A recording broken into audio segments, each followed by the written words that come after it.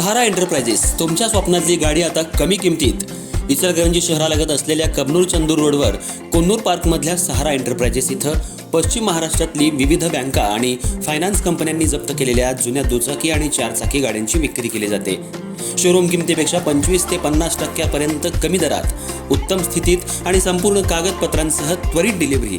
दुचाकी 20,000 पासून पुढे तर चारचाकी 50,000 पुढे. आपल्या पसंतीची कार किंवा बाईक आता अगदी परवडणाऱ्या दरात घेऊन जा.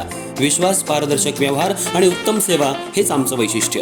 पत्ता Konnur park, Kabnur Chandur road, Ichalkaranji. Proprietor Rajubhai Ajgar. संपर्क 8055810910 आणि 9860785786. सहारा एंटरप्राइजेस, दर्जा, विश्वास आणि बचत यांचं परिपूर्ण ठिकाण.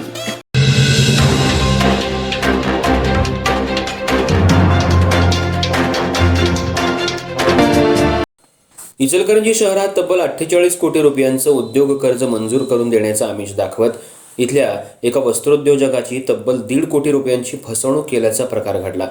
या प्रकरणी शिवाजीनगर पोलीस ठाण्यात गुजरातमधील दोघांवर गुन्हा दाखल करण्यात आलाय. नीरव पांचाळ वय 40 राहणार वडसर वडोदरा आणि प्रकाश राजकुमार सराफ वय 56 राहणार वडताळ खेडा गुजरात अशी त्यांची नावं आहेत. याबाबत पियुष पंकज अग्रवाल वय 25 राहणार इचलकरंजी यांनी फिर्याद दिली आहे. यातील पांचाळ याला अटक करण्यात आली असून 10 जुलैपर्यंत पोलीस कोठडी सुनावण्यात आली आहे. त्यानुसार नीरव पांचाळ आणि प्रकाश सराफ यांनी स्वतःला ग्रोवेल फायनान्स कंपनीचे मालक असल्याचं सांगत मोठ्या उद्योगांना कोट्यवधी रुपयांची कर्ज उपलब्ध करून देत असल्याचा दावा केला. कंपनीचं व्हिजिटिंग कार्ड दाखवून त्यांनी अग्रवाल यांचा विश्वास संपादन केला. दोघांनी अग्रवाल यांच्या उद्योगासाठी 48 कोटी रुपयांचं कर्ज अवघ्या 15 दिवसात मंजूर करून देण्याचं आश्वासन दिलं. त्यासाठी प्रोसेसिंग फी म्हणून 1.5 कोटी रुपये स्वीकारले आणि त्याबाबत करारही करून दिला. मात्र ठरलेल्या मुदतीत कर्ज मंजूर झालं नाही.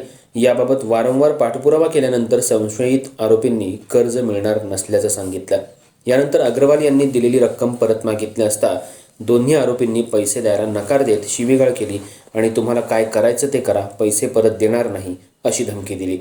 या प्रकरणी नीरव पांचाळ आणि प्रकाश सराफ या दोघांवर शिवाजीनगर पोलिसांनी फसवणूक, विश्वासघात, गुन्हेगारी कट, धमकी आणि इतर संबंधित कलमान्वये गुन्हा दाखल केला आहे.